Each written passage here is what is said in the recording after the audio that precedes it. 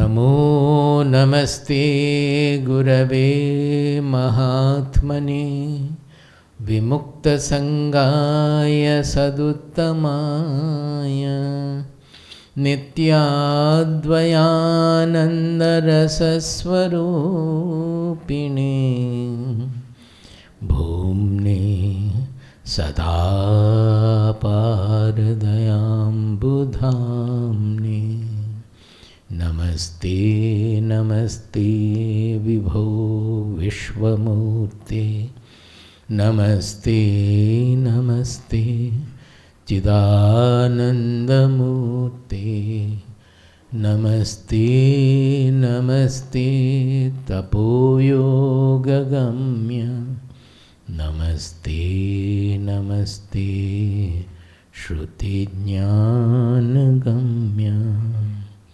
Swarajya Samrajya Vibhutiresha Bhavat Kripa Shri Mahima Prasadat Prapta Maya Shri Gurave Mahatmane Namo Namaste Stu Punarnamostu Namo Namaste Stu Punarnamostu Namo Namaste Stu Punarnamostu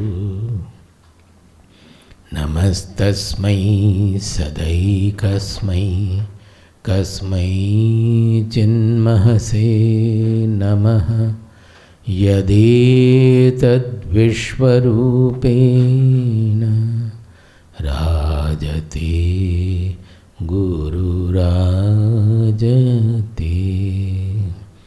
Yadetad Vishwarupena Rajate Guru Rajate. Hari Shanti Mantra. Om Sahana Vavatu Om Sahana Vavatu Sahanau Bhunaktu Sahanau Bhunaktu Sahaviryam Karavavahai Sahaviryam Karavavahai Tejasvinavadhitamastu Tejasvinavadhitamastu Ma vidvishavahai Ma vidvishavahai Om Shanti Shanti Shanti Om Shanti Shanti Shanti Om Shanti Shanti Shanti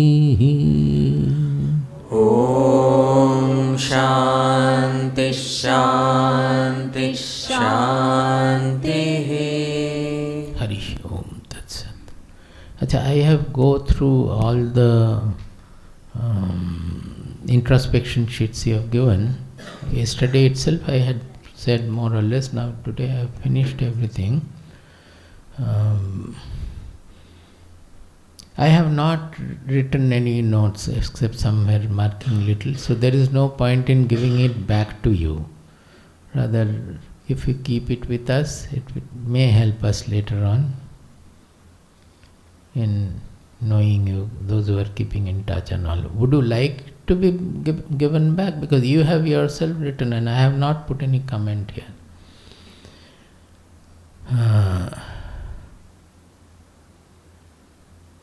Generally, that what I wanted to mean in some cases, I find for almost for all, there is the question is not fully understood. So those points I would like to say.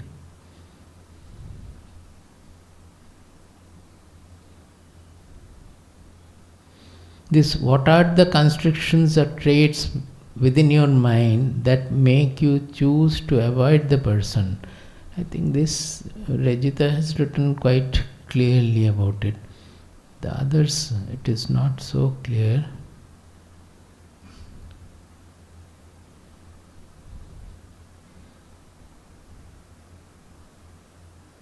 How can you overcome those constrictions and interact with a free mind?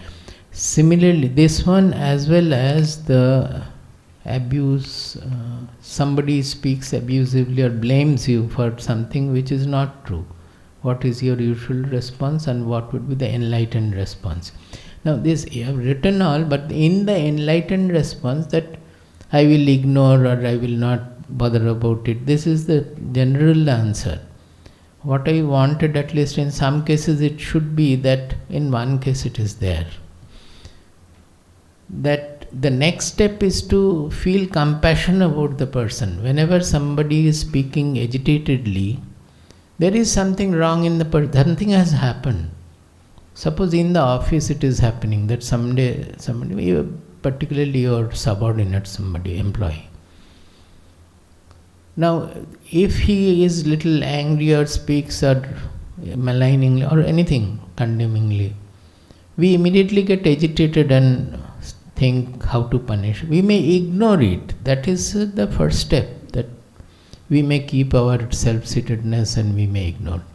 But for a spiritual person that is not all. For a manager that is okay. For the managerial step, that's all. But if you are a spiritual person, the next step will be that why this person is doing like this today. That is, there is a love element. This love element, I find that in all the introspection seats it is missing.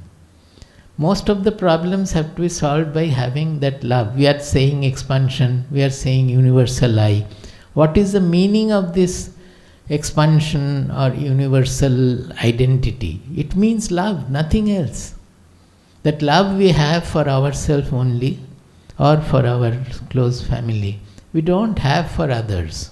Even for the close family also, even if the partner sometimes resents, we don't really have the love. We retort immediately.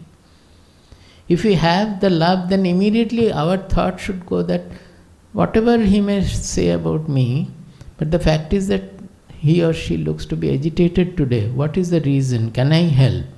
That should be our attitude, which I have missed in all. Except in one, perhaps there is a hint of it, not very clearly written, but there is a hint of it. That is in the abusive, somebody is speaking wrongly, condemning wrongly, even about this first question also. It is the love element which will come.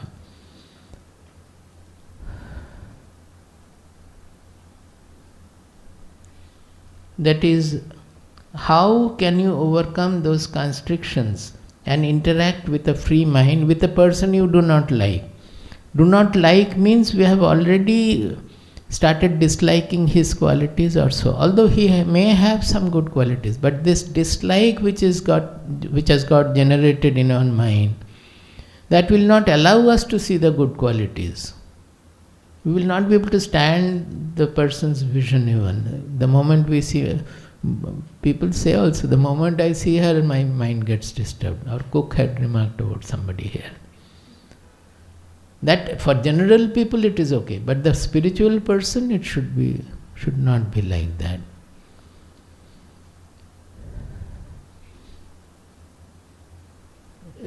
Correspondingly, a question comes to my mind yesterday. Supposed to answer those. There is a question, what is the difference between love and attachment? Love and attachment we can think, but I would like to say something about love. This I had explained very well in Brihadaranyaka Upanishad in Guru Purnima we had taken. How many years back? 2 years back perhaps, no? It was online. 21. That Maitreyi Yajnavalkya Samvada. There the love has been dealt with in every detail. Natu putrasya kamaya putra priyo bhavati Atmanastu kamaya putra priyo bhavati. Atmanastu kamaya sarvam priyo bhavati. Yajnavalkya is telling Maitri, because it is, the story is that Yajnavalkya had 2 wives. That story is very beautiful. If you are interested, you can see in the website also. It is there, or in that recording it's there. So he was leaving, wanted to take up sannyasa and leave household. So at that time he was dividing the property. So Maitri said that why are you giving me the property? What for you are leaving? He said, I am leaving for getting the sukha, jivan mukti sukha, freedom, the joy of freedom. So if whatever you are giving me, by that will I have the joy of freedom? Yajnavalkya said, certainly not. Then he said, then by which I will not become immortal, why are you giving me that? Yenaham namritasyam tenaham kim kuryam. It's a very famous statement of Maitreyi. Yenaham namrita means na amritasyam. Yena aham na amritasyam. Amrita because Strilinga. Yenaham namritasyam tena aham kim kuryam. Which will not make me immortal, by that what shall I do? And why are you giving me that? You are going for immortality. You give me immortality and then go. Why should you give something by which I will get bound for that? Then he starts his Yajnavalkya's exposition starts from there. Now in that he has taken a fundamental basis on the love, because he understands that their relationship was extremely based on a very high level of love. And when they are going, naturally they will be missing. He himself also will be missing, perhaps. So he took the whole stand on the basis of love, that what is this love we are talking about? So when I am loved by somebody, and I am also loving him also, what is delighting me is not that person, but it is the love for that person which is welling forth from my within. I am getting delighted by that love, by the touch of the love. Do you get my point? It is the love which is delighting us, it is not the person. Suppose you love your son. I think that I am able to love son, and son is giving me the delight. The moment the son becomes a criminal and you are no more able to love him, that son will not be able to give you any delight. It is the love for the son which is giving you the delight. So everywhere he has taken all the examples, the pati, patni, putra, kanya, everywhere it is not that the object of the love is giving you delight. It is a love, because where from you are getting the love, the delight? It is from within. So the simplest solution is you love everybody without looking for anybody's love. Throughout life we are looking for small love coming from the cat, from the dog, from the partner, from the fiancé, from father, from mother. We are looking for small love. But the whole problem will be solved if we start loving the whole world, loving everybody. Then always our love will delight us. This is a great solution for love. And that love will never lead to any attachment, because you will attach to what? You get attached to everybody, get attached to the whole world, get attached to everywhere, you are loving everything. So where will you get attached? Attachment is having because of that smallness. That I am giving something and he should give me something. This is not really love, this is barter.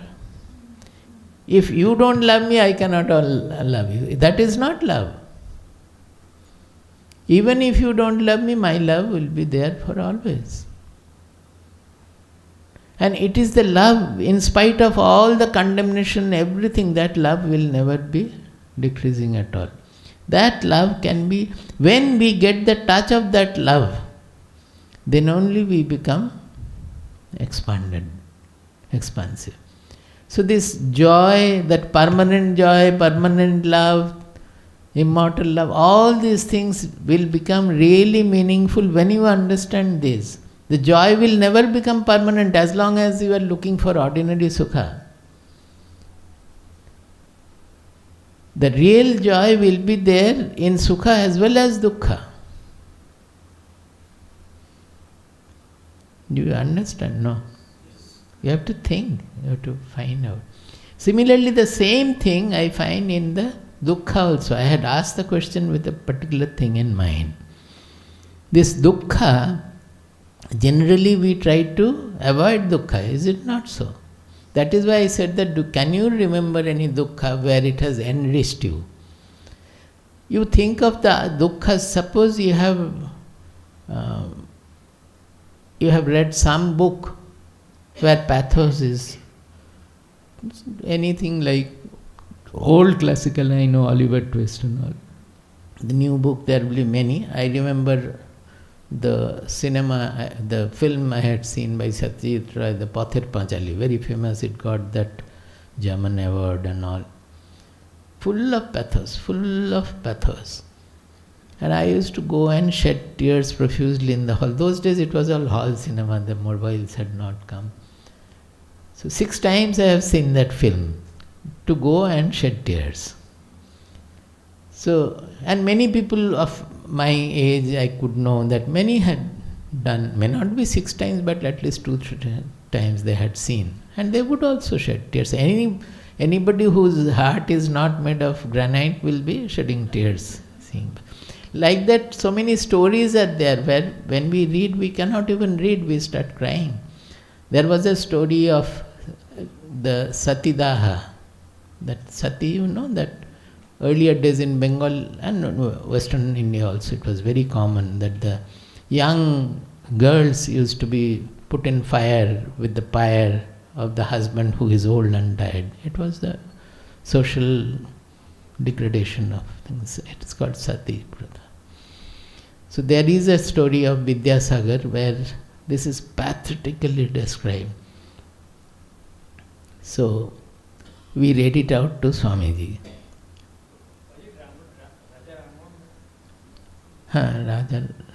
No, it is Vidyasagar. Raja Raman Rai, he took the help of it. No, he was invited. That was not. I think it is, anyway, whoever it is, both of them are involved in removing that Satidaha Pratha. So, Vidyasagar got his own son married to a widow, and he was very much fighting against that. I believe it is Vidyasagar. Rammohan Rai took over that. Rammohan Rai also was there. But the story I am not going to tell, it's a long story. But the story was read out to Swamiji.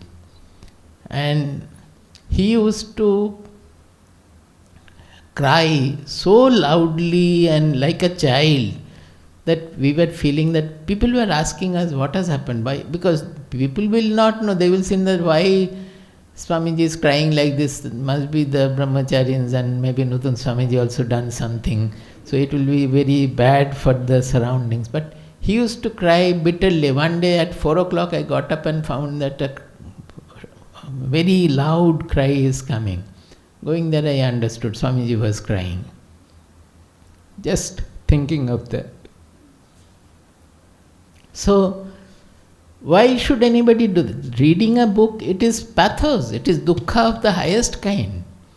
But is it not enriching? This shedding tears is not out of any depression. It is a fulfilling tears which will make you absolutely pure. It will wash off the whole inside. It will give us so much of expansion and purity and whatnot, so much of joy. So when we say that dukkha gives us deeper joy and much greater joy, people laugh often. It is not so. In a normal so-called sukha, you will not get that kind of an ananda, that kind of a joy. which we get in dukkha, provided we can get over the attachment to that dukkha. Now suppose the same thing happens in our life, whatever we saw in Pathar Pachali or this story or so, it happens in our family, there is an attachment element, sangha there, which is not allowing us to enjoy the dukkha, and we become depressed. The same thing happening in our life, we become depressed. But when you read it into the storybook or see it in the film or hear a story and ruminate about it, then that attachment element is not there. So in fact the dukkha is extremely enriching, and it is more enriching than the usual sukha, provided we don't have the sangha, that attachment part of it. Similarly, love is extremely enriching, provided we do not have the attachment or sangha.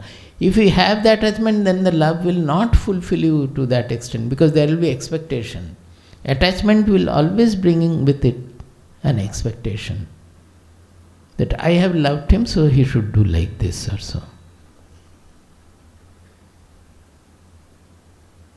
Suppose a husband-wife, the husband is living a wayward life or so, which is injurious for his health.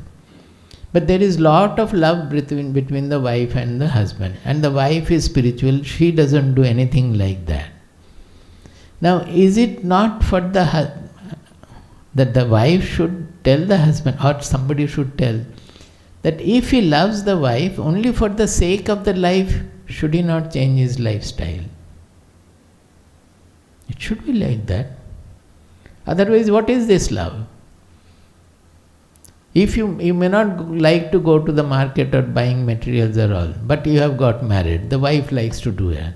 You have to do it to a certain extent, to the extent you love your wife. You may not be interested, but just to give happiness. That Swamiji always says that he never appreciated flower or flower garden or anything. When we had come here, it was only jackfruit and kela and narikela, that coconuts, plantain and jackfruit. Our Mali used to ridicule us that we were watering the flower plants. The Mali who was looking after everything, Ramankuti, very good Mali, but he would not water any of the flower plants. We had to water ourselves, and he would ridicule us and tell also that, see, these people are watering all these plants. They don't produce any jackfruit or plantain or coconut or mango. So Swamiji used to say that I have started appreciating flowers just because Ma appreciates them. It is out of love for Ma that I am appreciating. After a few years, maybe 2-3 years passed, then we found that people started taking the cuttings from our flower plant, and then the whole village became full of flower plant. By that time, people started going to Middle East, and also they were exposed to an outside lifestyle also. That might have contributed. So the whole village got changed. Before, when we came here, no flowers were available anywhere except the normal natural flowers, whatever will be there. Now we have 2 gardeners, Kausalya and Sunita, looking after the whole garden. Not looking after the whole garden, I should say. So in that dukkha, that enrichment, that dukkha is really enriching and much more enriching than even sukha. That part I have missed in all the writings. But it was a discovery for me that all the ladies are fond of their father, because everybody has the dukkha incidents at the father's death or something like that. Almost everybody, not all. That major dukkha they could remember was father's death or father's suffering, something. The men have not written so much about mother or something. But it is there, maybe one or two, but not so general. That was a discovery for me, that when we ask you to remember some dukkha which has enriched you, everybody speaks of how they were depressed in father's death and all. It's good that at least we know that there are somebody to love the fathers also.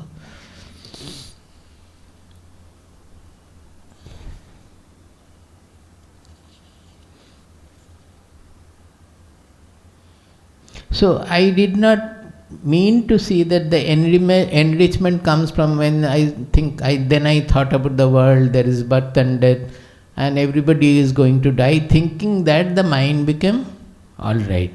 So there is that you can treat your dukkha by the philosophy and come to but I was meaning much more practical here. That enrichment should be something positive, not a zero state. By philosophizing you can make it a zero. You can get an expansion also, but that I did not find so much.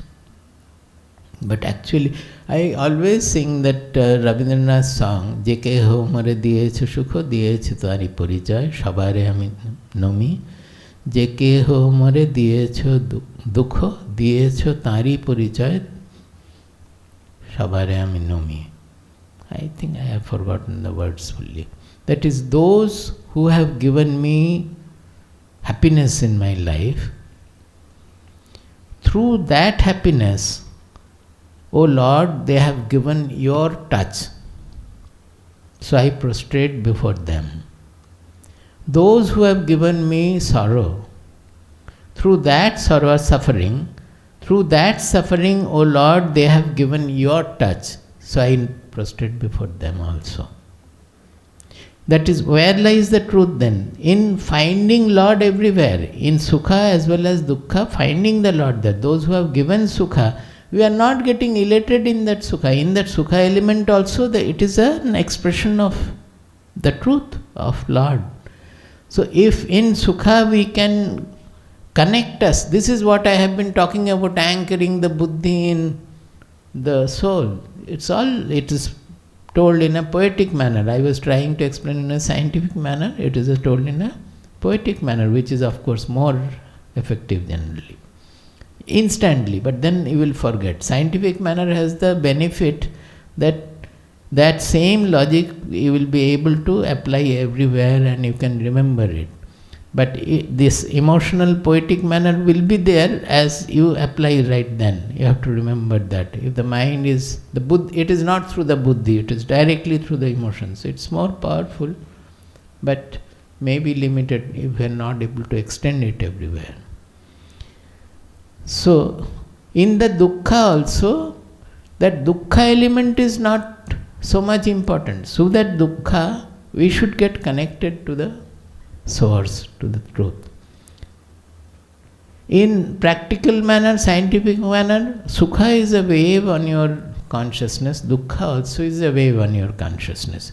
You are getting overwhelmed by the sukha waves and dukkha wave because you don't know that the sea on which the waves are there. The sea of consciousness we are missing. Suppose even in agitation, you are very, very agitated, somebody has told you something. That is also a thought, a wave in the consciousness.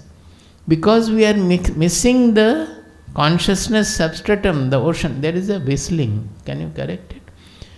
There is the consciousness substratum we are missing.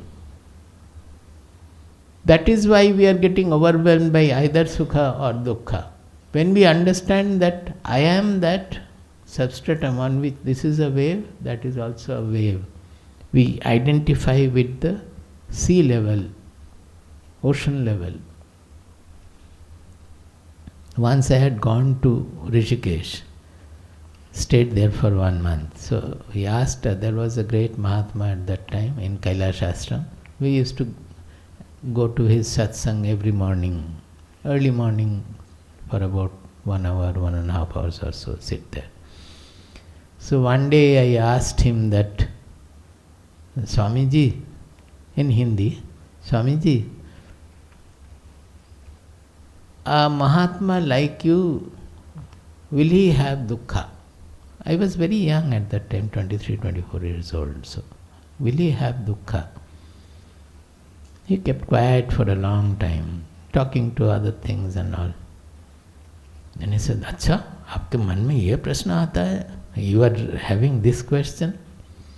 Then he said that, yes, it is there, but I don't identify with it. I consider it to be something I am seeing. Just like as I am saying that Pathar Pachalida, when you are reading the story, what are you doing? You are seeing the dukkha event as something you are seeing. You are not but when it happens to the family, you are identifying with it and getting trouble. The trouble is in that identification, not that you will not respond to the sukha and dukkha. If a knower cannot respond to the sukha or dukkha, he will never be able to write Ramayana, Mahabharata and all. It means great samvedanashilata, that means great sensitivity, tremendous perceptibility. One has to resonate with the whole world, its all vagaries and everything to become a great author. A knower author will be hosting everything in his mind without getting affected by it. When we say without getting affected, people don't understand. Dukkha, he is deliberately bringing in dukkha there. By describing Sita's dukkha, Valmiki is suffering the dukkha of Sita and Rama both. It's not that he is not suffering the dukkha of Rama. Rama's dukkha might have been more than Sita, because he had to do something which he knows very well that he had to do because of the rulership and all, whatever it is. That song goes on like that. Those who have given me love, through that love given, O Lord, your touch, so I prostrate before him.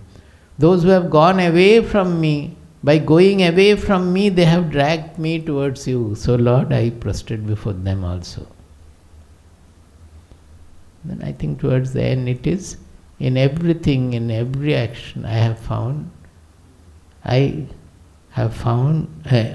got connected to you, Lord, so I prostrate before everybody. Something I have forgotten. Nowadays it doesn't remain. So these are the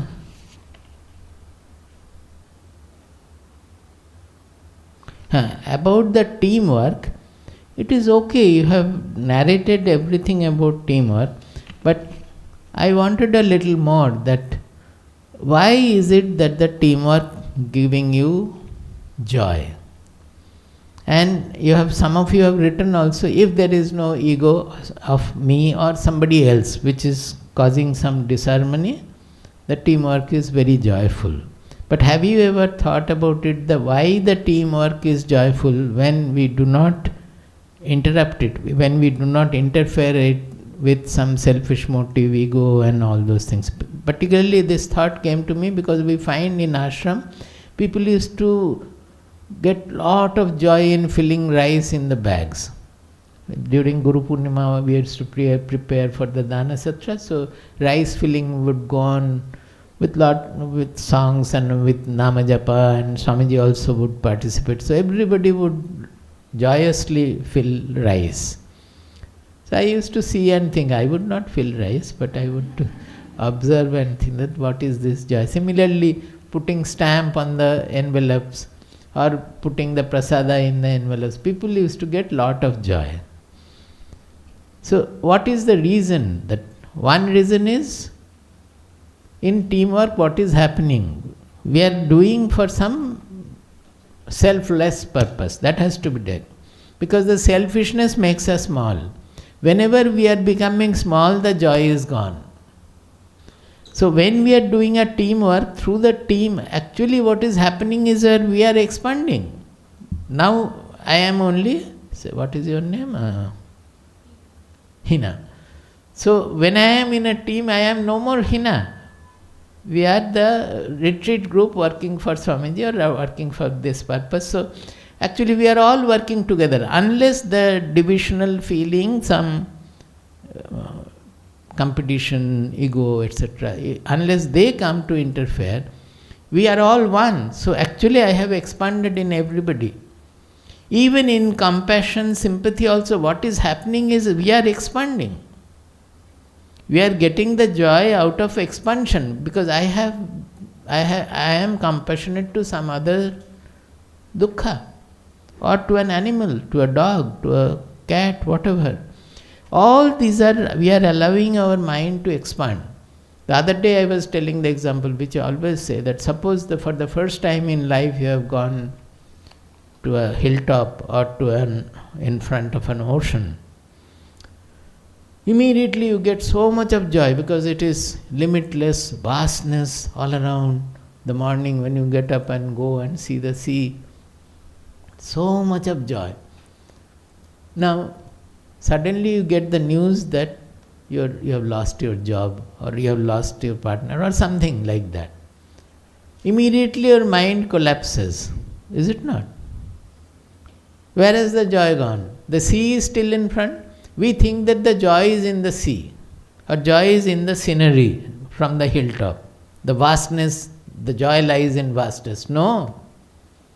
The joy lies in vastness of our mind. Initially, when you saw it, you forgot all other dispute with your colleague and everything was, or with your partner, everything was forgotten. Only the sea took over your mind, and the vastness took over your mind. You were overwhelmed by the vastness. So the mind has to become, where is the vastness appearing? In your mind. So without the mind becoming vast, you will never experience vastness.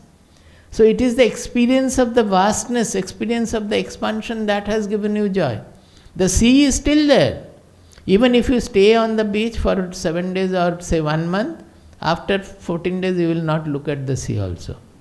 You will walk there and maybe fight with your partner. There also. Why? Because the vast, you are no more looking at the sea and your mind is never becoming vast, it has become small. So is it not very clear that it is the expansion of the mind that gives us joy?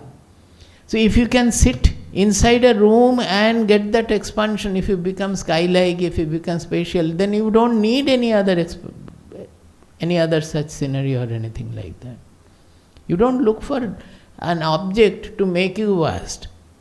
You can, once you discovered the vastness of our own self, you don't need any object to create that vastness. The joy is coming from the vastness.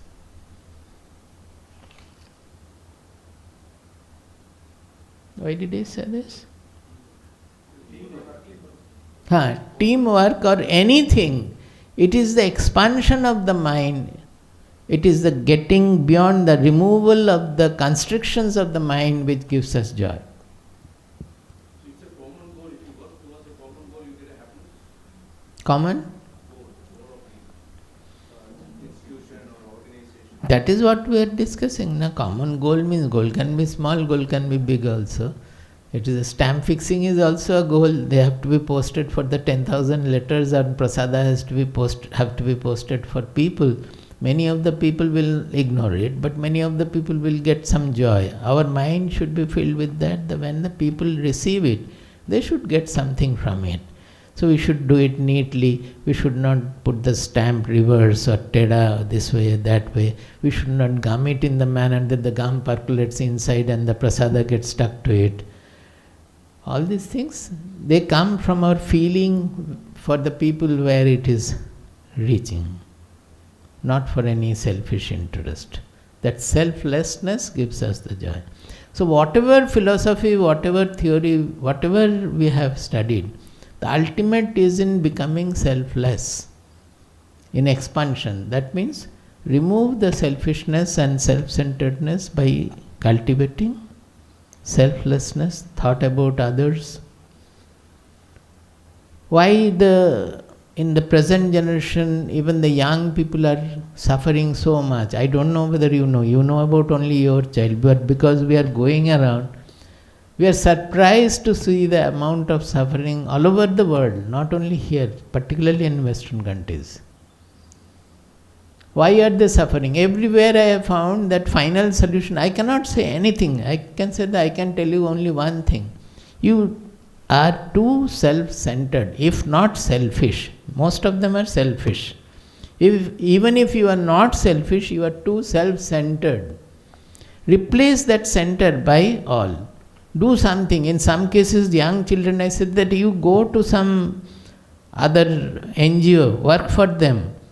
Go to the people and see their suffering. Those who are in the basti or so, you go. You will find that your mind will completely change. You will not have the sorrow, the difficulties you are facing, all the constrictions you are facing. Most of the cases, the solution lies in thinking of others. Why are we magnifying our sorrow so much? Our expectation not met. What about that? You look at the people those who do not have a cover on in the night to get rid of the cold. Those who do not have a square meal, even one time even then they are so happy. One reporter had written that in Calcutta he came, he heard many things about it, he went around the whole day, he could not find anything good to be reported. When he was coming back on the footpath in the evening, he found that those who had gone for some laborer work or maybe beggar or so, they have put up a tent a tarpaulin. And he had got some bread from his workplace or begging or so. It was a family of husband, wife and 3 children.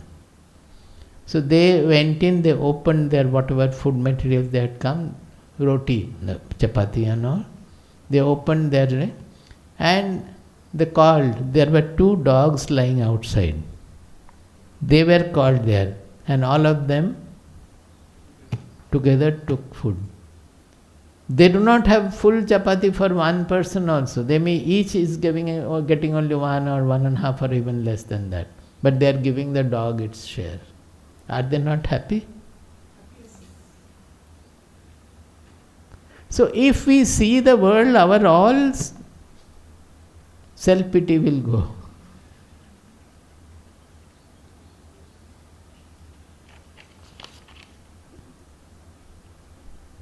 Ma must have told you that story, that Raja's story. That poem I found here. Bayamiha paritushtaha valkalaistvam dukulaihi samaiha paritosho nirvisesho visheshaha satubhavati daridro yasya trishna vishalaha manasija paritushte ko utthavan ko daridraha. It has been done in this session. Otherwise, here it has not been done. Achha. One Raja, those days Rajas used to go for some Tirtha and all, that whenever they would go to the temple. Our Rajas had the knowledge that the real knowledge lies with the saints. So they will not stop at the temple. They will have respect to the temple, but they would like to see some saints also. So one in Benares, I think, the king of Benares, he went to the temple, and while coming out of the temple, he asked that, is there any well-known saint where I can visit? So they said, there are very great saint is there, but he sits under an ashwatha tree. So he wanted to go, the people took the Raja to the saint. The saint was sitting under the ashwatha tree. Valkala means bark, tree bark. So he was only wearing a kaupinam, then the loin cloth, not cloth but made of bark, sitting there. The Raja came there, prostrated before him, started talking. The saint also spoke. The Raja liked him very much. So again next morning he said that I would like to see the saint again. So he started going to him, visiting him again and again every morning, as long as he would be there. So after a few days, he understood whatever the saint told. He understood that there is something like sadhana. He might have known also, our Rajas were very knowledgeable about these things. So he wanted to take diksha from the saint, that I would also like to experience whatever you are saying. So he was given initiation, diksha. And the Raja became all the more fond of the saint. Now I will tell you how the ego creeps in. So far it was fine. Now the saint becomes the guru of the Raja. The saint has no problem whether my disciple is a Raja or a bhikmanga, is a beggar. Saint doesn't think whether my disciple is a Raja or a beggar. Everybody, depending on their spiritual orientation, they get the attention of the saint. Otherwise, he talks to everybody, blesses everybody, that's all. But for the Raja, It is my Guru, the Raja's Guru. So Raja's Guru, king's Guru should be kingly. He is sitting under a tree, he has no ashram, no ornaments, nothing. Not even many disciples, thousands of disciples listening to him, nothing. He is alone sitting under a tree. He cannot be Raja's Guru. He has to make him kingly Guru. So one day he brought very costliest silk. So dyed it in Garua, in ochre, and went to present him. The saint was surprised. What for is it? He said that, no, I always feel that this bark, copinum, is giving you so much of suffering. You should have something. I am sleeping on silken bed and all. So you should also have something. I have brought the silken dress for you, so that you wear and you be comfortable and you will look also very respectable. Not looking haggard like this. So then the saint smiled and then told this shloka. Vayamiha paristushtaha valkalaihi stvam dukulai. Dukula means silk. Dukula, the word means silk. We are all satisfied with wearing a valkala, that with the bark. I am satisfied, we are satisfied with the bark, as you are satisfied with the silk. Both are satisfied. Samaiha paritosho nirvishesho visheshaha. This, as far as this paritosha, this satisfaction is concerned, can you say it, the kingly satisfaction and the beggarly satisfaction or a saintly satisfaction is satisfaction. It's a property of the mind. It doesn't depend on the dress. By wearing dress you may be satisfied, by leaving dress another person can be satisfied as far as satisfaction is concerned. So he says nirvishesho visheshaha. That means the speciality of satisfaction is that it doesn't have any speciality. It doesn't have any color. That it is kingly satisfaction, it is beggarly satisfaction, it is silky satisfaction, it is balkala satisfaction. Nothing like that.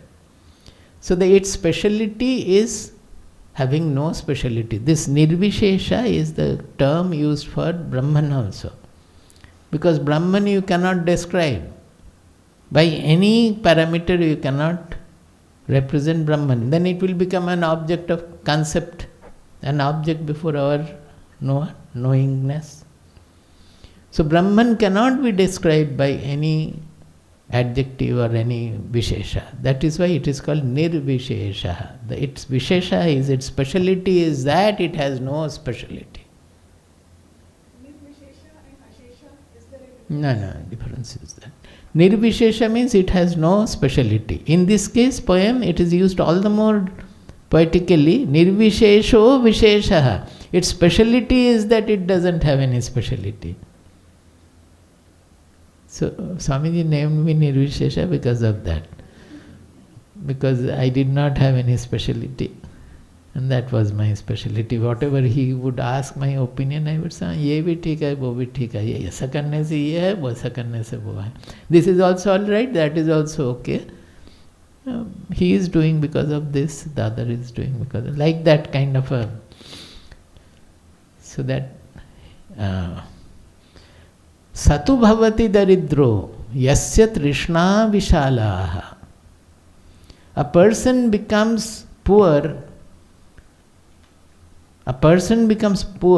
whose desires are unlimited, huge. Vishalaha. Trishna means thirst, desire. So a person becomes poor by his desires, not by his money or property or his living style. He becomes poor by his mindset. It is full of desires, non-fulfillment, non-satisfaction, dissatisfaction, agitation. All these are coming from dissatisfaction. Satu bhavati daridro yasya trishna vishalaha manasicha paritushte korthvan ko daridraha. When the mind is full, then how does it matter whether he is a daridra, he is a poor person or he is a rich person? The mind is full. So whether it is king like Janaka, mind is satisfied. He says that Mithilayam pradiptayam name kinchana dashyati. If the whole Mithila gets burnt, nothing is lost for me. Because that possessiveness is not there. He is the king, possessing the whole kingdom. But in the mind there is no possessiveness.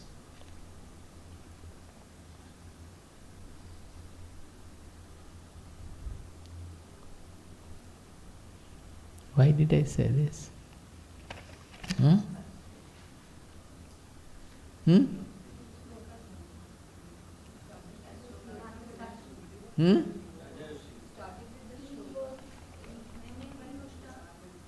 No, why did I refer to this?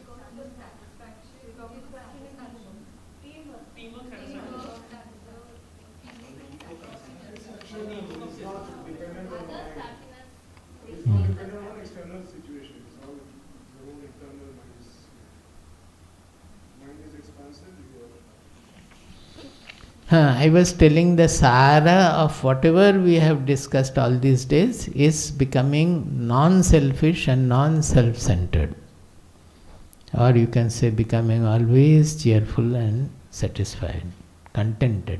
Satisfied, no, contented is the real. Paritosha means contentment.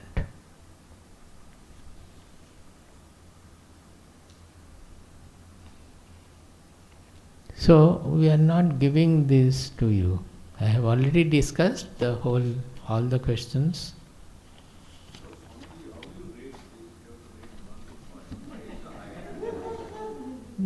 If I have to rate them, I will need 7 days of reading. I had to finish this reading in a few hours. 1 hour I spent 3 days, maybe, I don't know. So the rating cannot be done. My focus was on what is missing, so that I can help.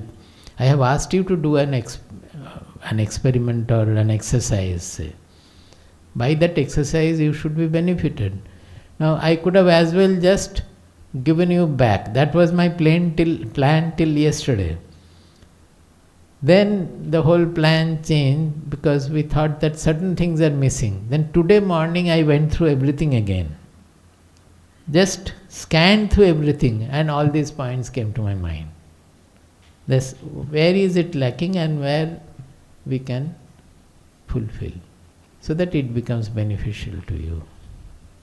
This is all out of love. Although I don't love anybody, but it is all sort of a love. Or you can say desirelessness. Otherwise we will not be able to do this kind of job.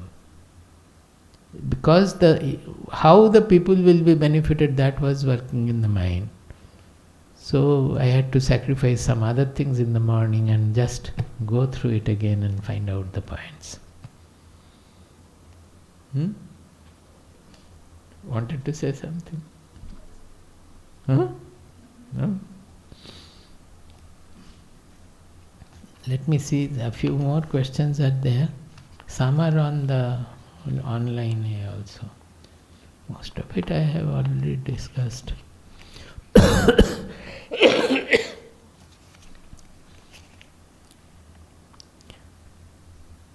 Pranam Swamiji, whenever the thought of doership comes, I always thought that the Atma Rama is what? Atma Rama does everything. Without him present in the heart, the body is zero. So the Karta is the Atman. But today was a revelation understanding that the gunas rule all the actions. Is my bhava incorrect? Can you expand a little more? That is Atmarama and all, I am generalizing it, that earlier I used to think that God is doing everything, God is the karta. Now you said that the gunas are the karta. So there are two levels we should understand. As long as we are devoted to a God whom we believe that He has created the universe, there is nothing wrong. Till that time we will think that the God is the doer. God is doing Ishvara sarva bhutanam riddeshe arjuna tishtati brahmayan sarva bhutani jantra rudhani mayaya. But there is the truthful vision also where God becomes Jagannatha like, that He does not have hand, He does not have leg, He does not have eyes, does not have anything, He does not do anything at all. Bhagavad Gita gives both. That is the devotee's point of view as the knowledge point of view. Because when we understand God as the Atma or Brahman or consciousness, He doesn't do anything at all. The whole display of the world is only just an appearance. That is why in Vedanta all these mithya terms have come. But I don't ever use this mithya because people misunderstand. Mithya does not mean that it is not there. As that day also we were talking about exist or not. It is not that they don't exist. We have to understand what mithya means. That is, it is neither truth nor non-existing at all. It is somewhere in between. What it is, we have to understand. Vivekananda used to use an expression used in Viveka Chudamani very much in his lectures also. He used to call it Atasmin Tad Buddhi. The word is there in Viveka Chudamani. Slok number I don't remember. Atasmin Tad Buddhi. That means whatever we are saying, they are not like that. Tasmin Tad Buddhi. We see things as they are really not.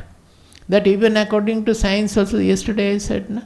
We are seeing this, each figure having this dash, fair complexion, dark complexion, fat, slim.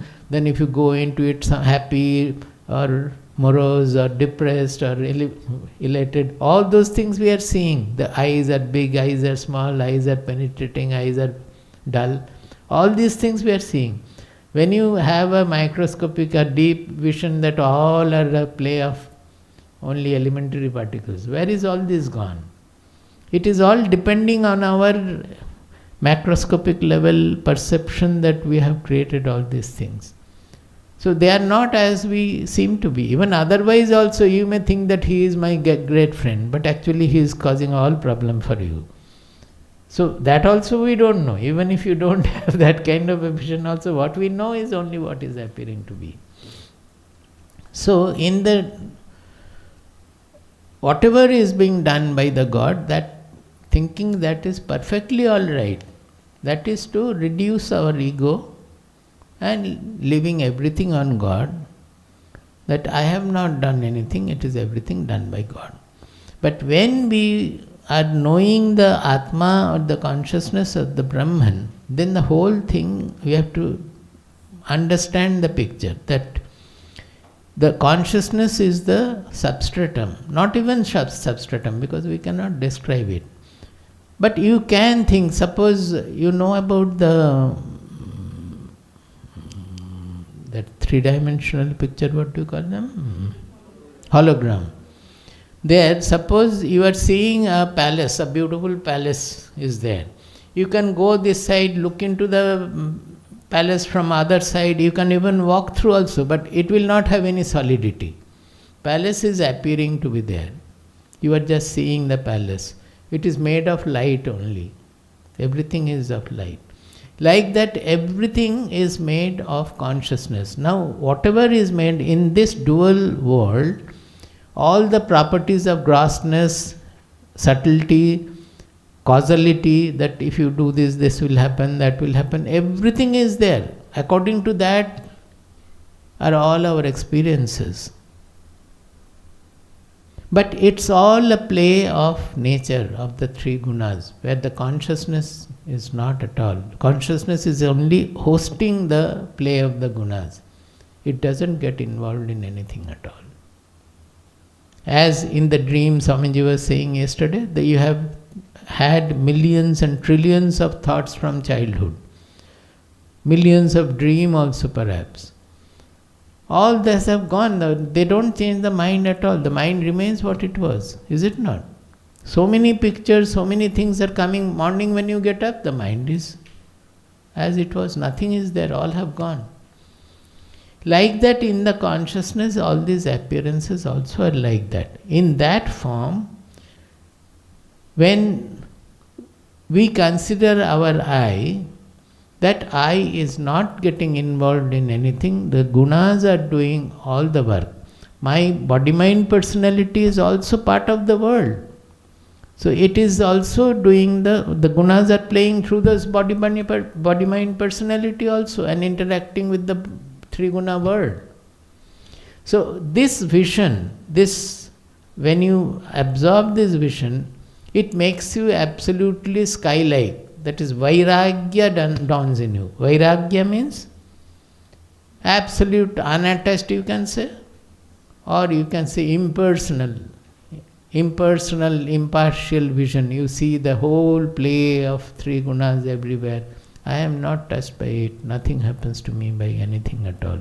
Even if there is a great explosion also, I am not touched by that at all. Do you get the point? So the two are two visions. Even a knower can utilize both. In some cases he will write a poem on God's almightiness. In some cases they will write about God's nothing doingness also. Both are okay.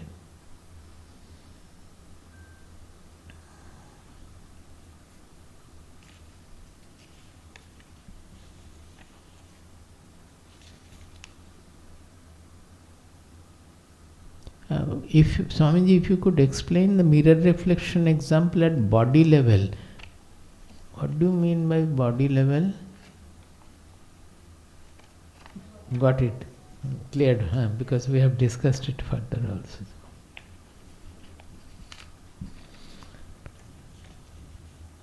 How can you discriminate between love and attachment? Got it.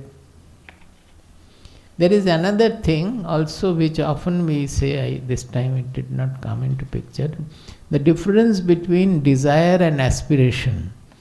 What we want is aspiration but not desire. So naturally people will question that what is the difference between desire and aspiration.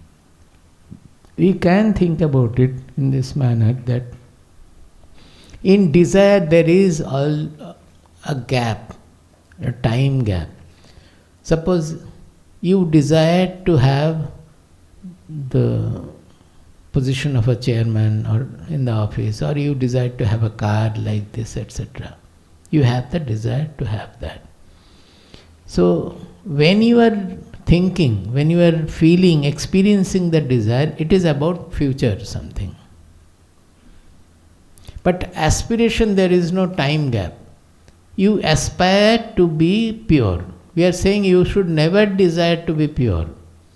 Because then we will say that I want to become pure, I want to become pure, by saying that nothing will happen. But you aspire to become pure means aspiration is a current force working in you.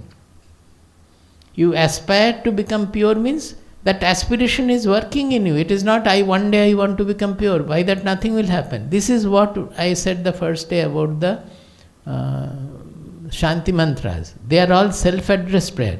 When we are saying that may we become pure is not just a saying. We should have the aspiration to become pure, and that aspiration will make you pure right then, there, and it will work in you as a force. Can you ever say that I want to love him after 3 years? Has it any meaning? It is just like that. Love is an aspiration. Love is not an aspiration, but love is also a force, a current force working in us.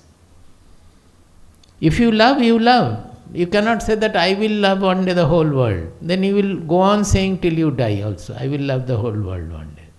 You have to love whatever right now is there. If the friend you cannot love, you go and hug and tell that I love you. You will find that you are loving. All the restrictions, constrictions will go. You have to apply it right then and there. It is the aspiration means that. So we have to replace all our desires by aspirations. Whatever is active, right, current, you can remember that. One is talking about a future, another is talking about the current state. So we always have to speak about the current state. We have to be aware of that. So Swamiji, the aspiration also leads to goal of something to achieve. But it has to be a current force which will automatically take you. To become a doctor, I have to put effort now. That is a desire. If you have the aspiration, you don't have to have the desire. You will become a doctor. Nobody has to tell you. See, we have to most of the doctors become doctor out of desire. So they are not really good doctor.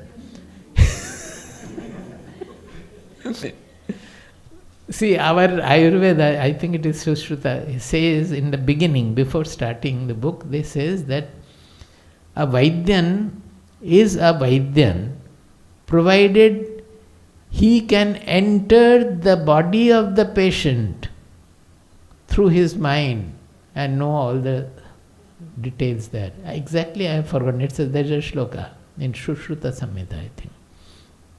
The doctor, a good doctor should be able to enter the patient with his mind, with his observation.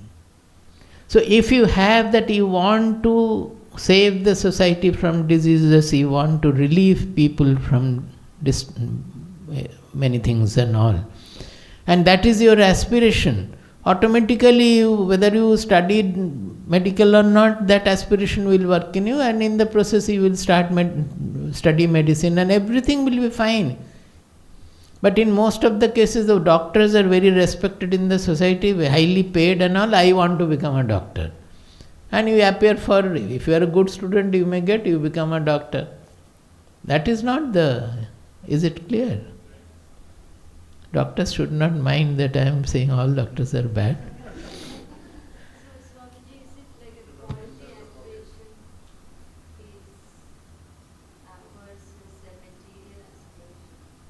Hmm? Wanting a materialist desire and wanting a Quality also is a desire. Say, as people want for self-realization, why go for this or that?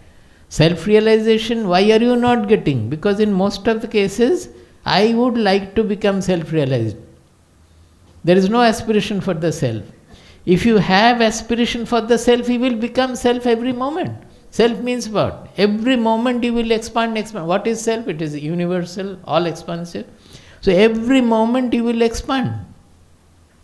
So if you really want the self, nobody can prevent you.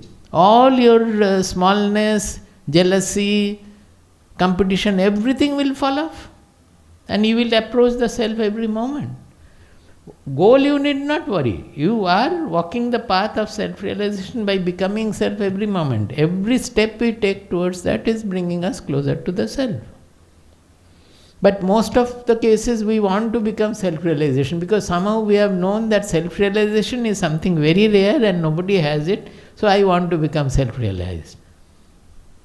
We don't want the self. If you aspire for the self, you will automatically become self and you will not worry about the goal also. It is so fulfilling by itself. What would be the Sanskrit for aspire, Swamiji? Aspriha. But we are using English to explain things. Sanskrit, they might not have tried to explain like this. They don't call it desire, they call it... No, Trishna, Vasana, desire, all are bad. All are this future. Time-based, there is no time gap, I am saying. Time, in desire there is a time gap. You want to become rich. You are not rich, but you want to become rich sometimes. But you cannot say, I want to become pure, I want to become all-loving someday in future. You have to. You may have a model, as Ma told Swamiji that I want to become like you.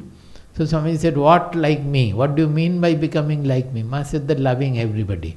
So there must be a love for everybody brewing in her. And she took Swamiji as the model.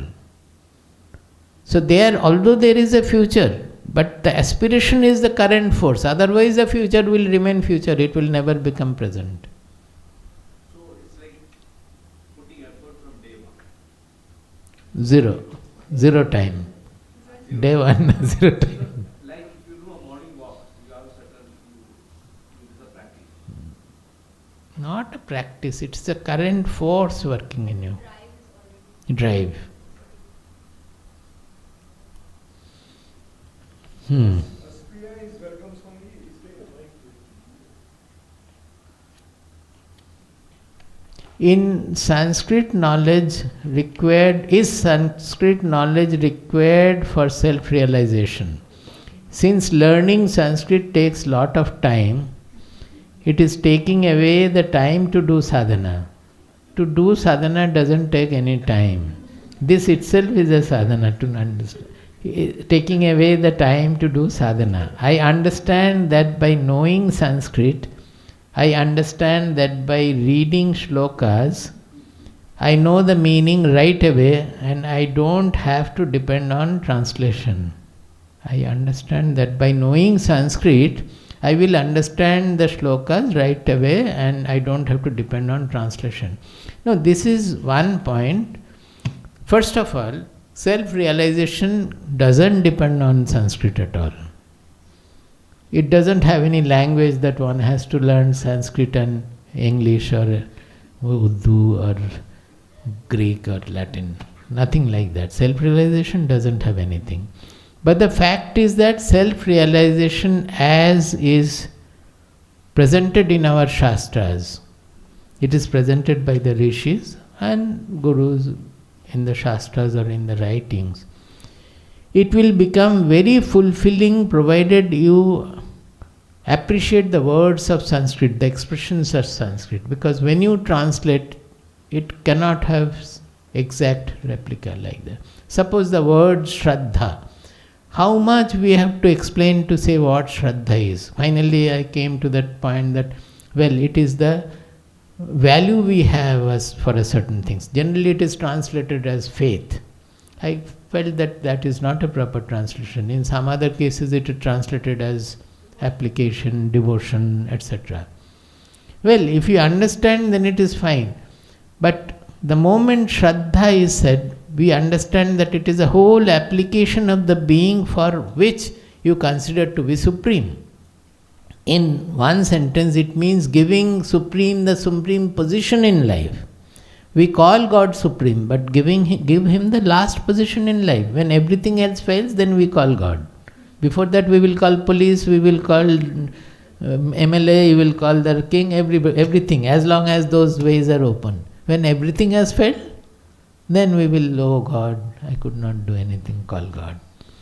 So the Shraddha means giving the supreme position in life. But by translation, we can try to explain so many things we have to say. But the moment Shraddha word comes, we feel a lot of current in us.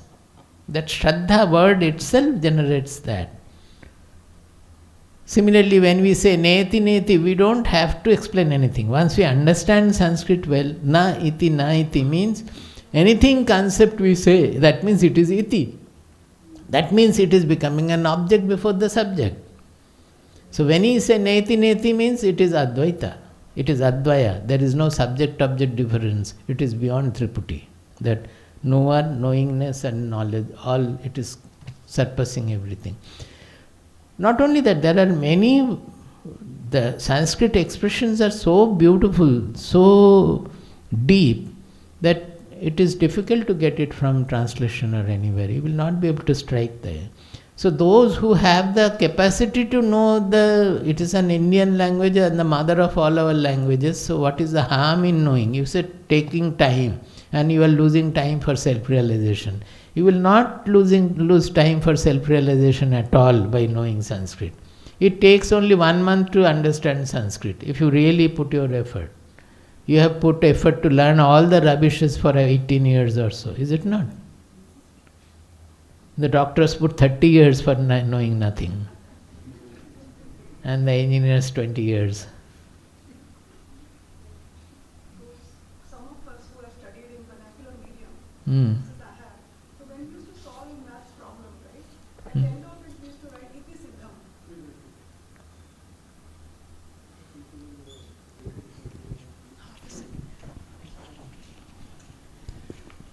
education in vernacular medium helps us to go back to our roots when you're talking about Sanskrit. So the mathematical problems when we would be solving, I'm talking about 7th grade and all, few years. So last May we used to write iti siddham. So now when I at this age go back to neti neti, I don't have any further questions to ask, at least as far as their expressions are concerned. I'm talking about the importance of staying connected to our roots of language and culture. Sanskrit, always they are using iti. You find the shlokas everywhere, not the shlokas, but in the prose order everywhere they will come that. Purana. Said Purana, we think in Bengali we have Purana, means old. It is not so. Pura eva nava iti is Purana. That means which even in the ancient time was also new. Purana means the truth, the consciousness. You can go back to any level of time. It was same. And it is always new. That is why it will never bore you. People say that we know only one thing, we speak about only one thing, but is it not? We know only one subject, that is our convenience. That wherever we go throughout the year, we are lecturing only on one subject. That too we are not able to explain properly, people are getting more confused. So for us actually it is Purana, because whenever we are touching it we get inspired by it, because it never gets old. It was always new, even now it is new. It will remain new, it will never get older. 2 more questions that I have to reply. You tell me if it is related to this.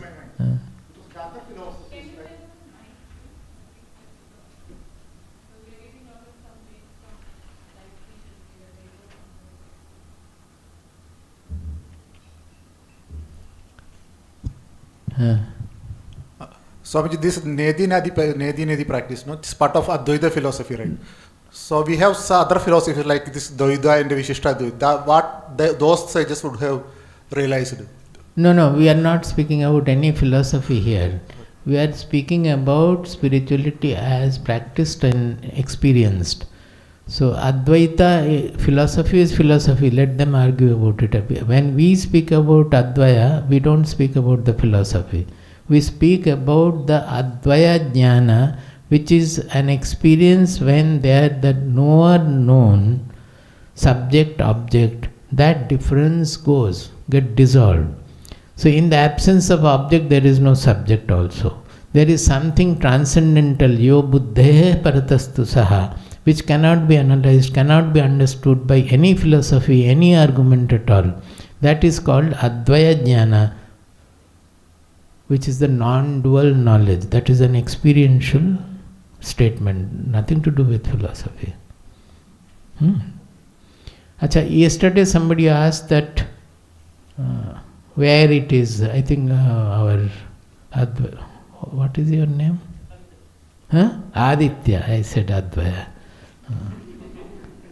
See, after Nachiketa asked, Anyatra dharma, danyatra dharma, tanyatra asmat krita krita, tanyatra bhutacha bhavyacha jattat pashyasi tadvada. That is the second question of Nachiketa.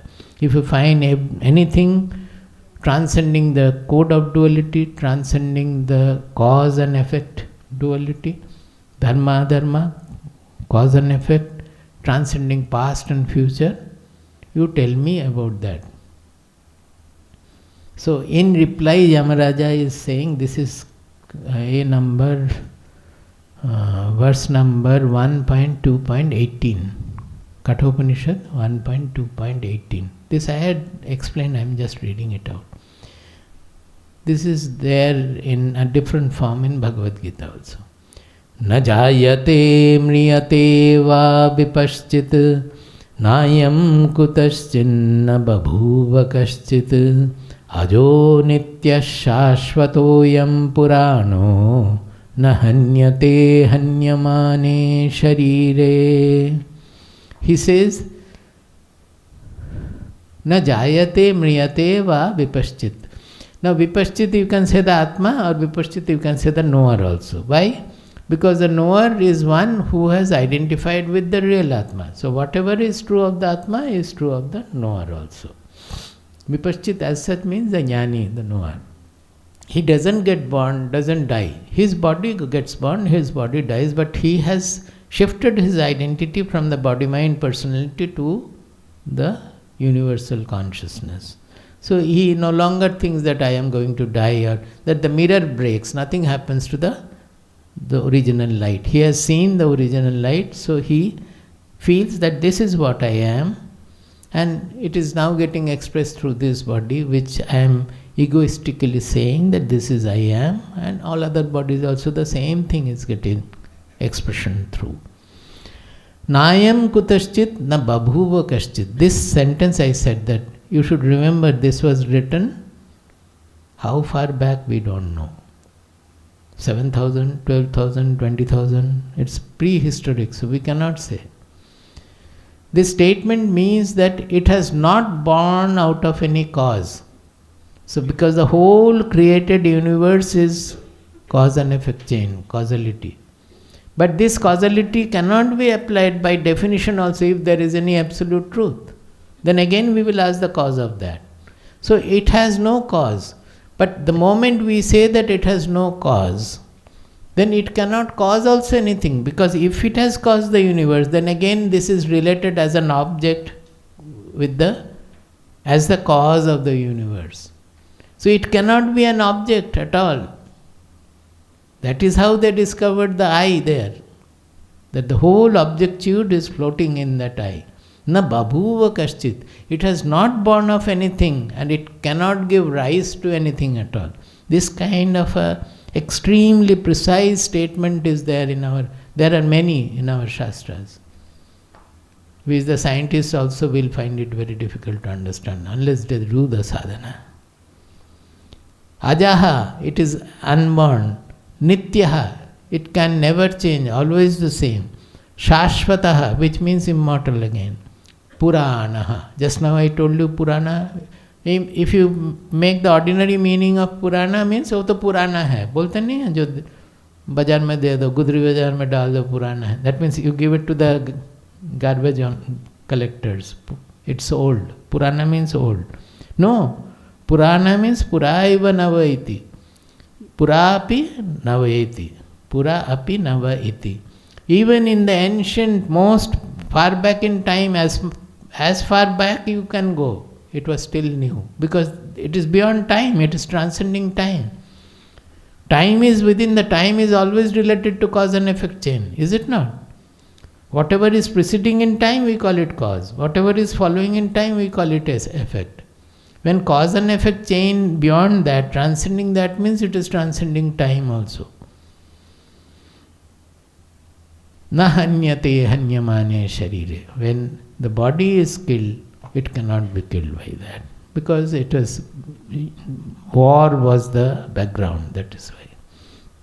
And the other verse I said, I have explained many times, the 6th verse of Mundaka Upanishad, beginning chapter. This discusses this, what I started with also, that what is this truth?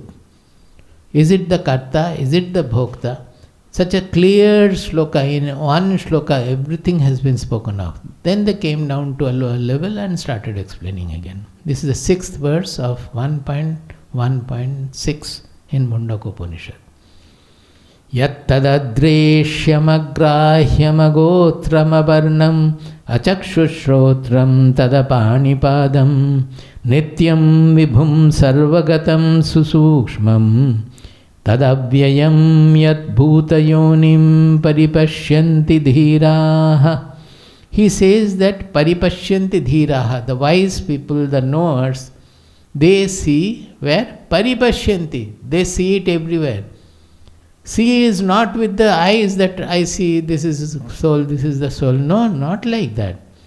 The reality dawns in the buddhi so much that it overpowers the all other sensory things. It dawns on the reality so much that even if he sees the division and everything, that Bheda Buddhi doesn't affect that knowledge at all. You don't have to deduce there. Seeing means they don't have to applying the buddhi, oh this is this, then this is appearing in the consciousness, so it is all consciousness. Not that kind of a knowledge. It becomes directly experientiable, directly felt by the buddhi. The vision of the buddhi is called ikshana. That is why you will find in many places ikshate, in Bhagavad Gita also. Pashyatena, ikshate. That means it is a vision of the buddhi. What do they see? Yat tadadresham agrahyam agotram avarnam. He doesn't have any sensory organs at all. Adreshana. First is, it does not have any vastuguna. We can call it vastuguna varjita. That means it doesn't have any properties we see in the visible object, in the objectude. Objects can be seen, can be heard, can be touched, can be smelled, can be felt.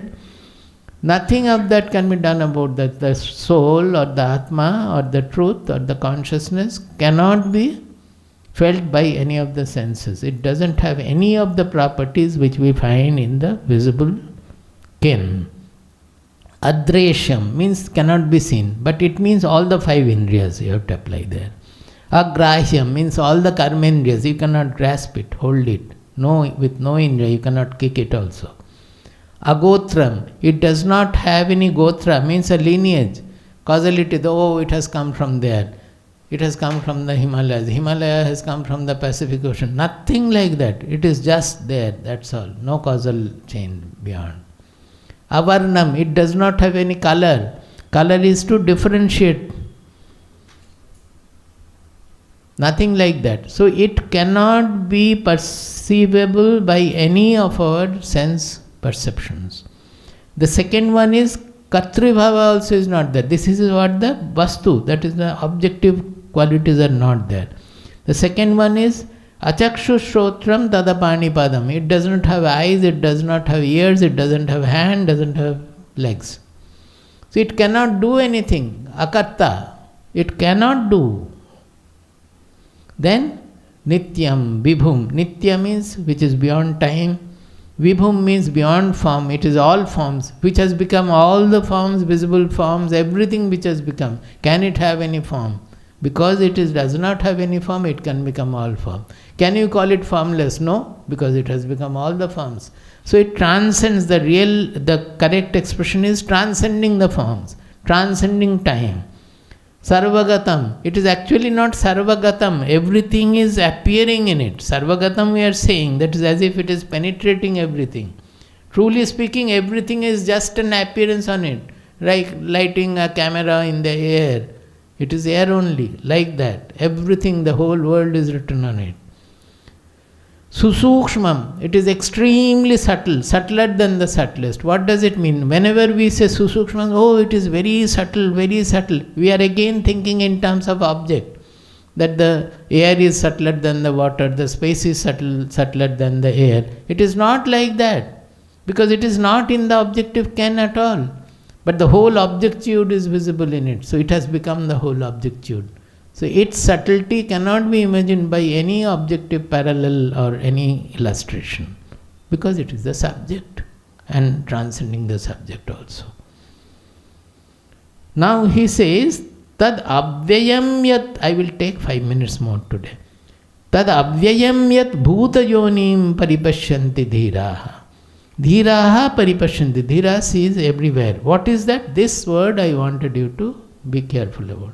Tad abhyayam yat bhuta yonim, which is the womb of the entire creation. Everything is born out of it, but it is an abhyaya bhuta yoni. Abhyaya means which does not change, does not deplete, which is unchanging, imperishable.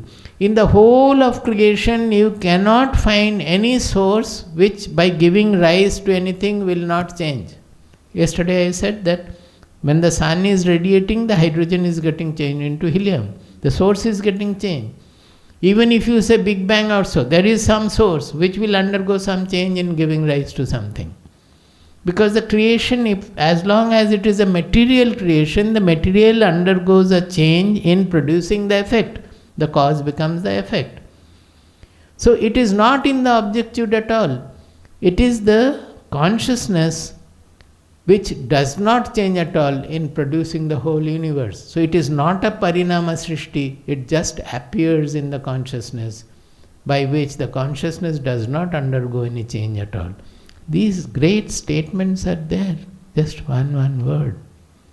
Paripashyanti dhiraha, they see it everywhere. Why? As Kena Upanishad says, pratibodha viditam matam amritatvam hi vindate. Pratibodha viditam matam. It has to be seen in every perception. Then you become immortal. Why? Because we are seeing, suppose we are seeing this mic. The mic has to appear in my mind, in my consciousness, to see it, to know it. But our focus is always immediately on the mic. The mic is the form appearing in the consciousness in my mind. That substratum we are missing. Is it not? Any perception, any experience without the I being there, can it be? No experience, nothing, even in dream, even in imagination. First thing to appear there is the I. In the I, the other experiences are taking place. So, pratibodha viditam matam means it is there in every perception. When a person knows this truth in every perception, then he becomes immortal. Because to know it in every perception, he knows that which is not changing at all. That means immortality.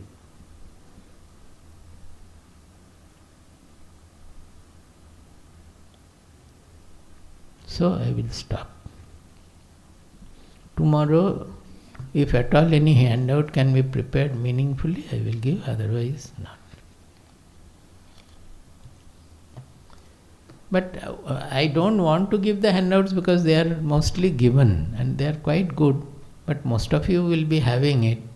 But at the same time, sometimes they are saying some new people are there, it will be effective. So we just change the bottle and change the dress and present the same thing again. That is what we are doing in everything. The same truth is presented in infinite number of ways. So I will try to change the bottle if it is successful. Let us see. Does the I remain separate? We will stop now. Does it remain separate? Because that split up, Drisha and Darshana which happens, would be From the whole variegated world is appearing in the eye. Everywhere it is Bheda. But the truth vision means Abheda Darshanam Jnanam. The knowledge. Jnana is Abheda Darshanam. That seeing all the variegated, infinite variety also. It is the unity in that diversity that is seen. Om Sahana Vavatu.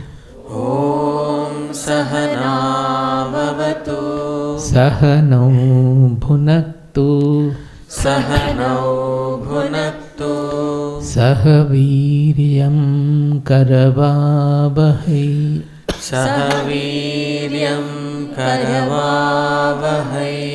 Tejasvinavadhitamastu. Tejasvinavadhitamastu. Ma vidvishavahai. Ma vidvishavahai. Om Shanti Shanti Shanti.